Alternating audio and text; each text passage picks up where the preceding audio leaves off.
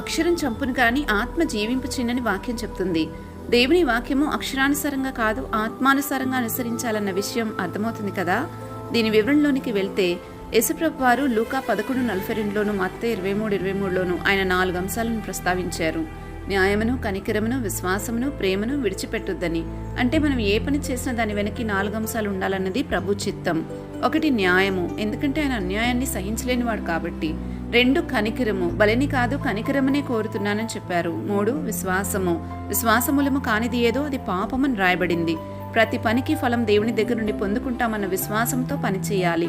4 అన్నింటికీ మించి ప్రేమ, ఏ పని చేసినా ప్రేమతో చేయమని చెప్పబడింది. ప్రేమ లేనివాడు మరణమందు నిలిచి ఉన్నాడు. ప్రేమ లేని చోట ఆయన ఉండలేడు, ఎందుకంటే ఆయన ప్రేమాస్వరూపి కాబట్టి. మనం చేసే ప్రతి పని వెనుక ఈ 4 అంశాలు ఉంటేనే ఆత్మఫలాన్ని ఫలించగలుగుతాము. అప్పుడే ఆత్మానుసారంగా జీవించిన వారమవుతాము.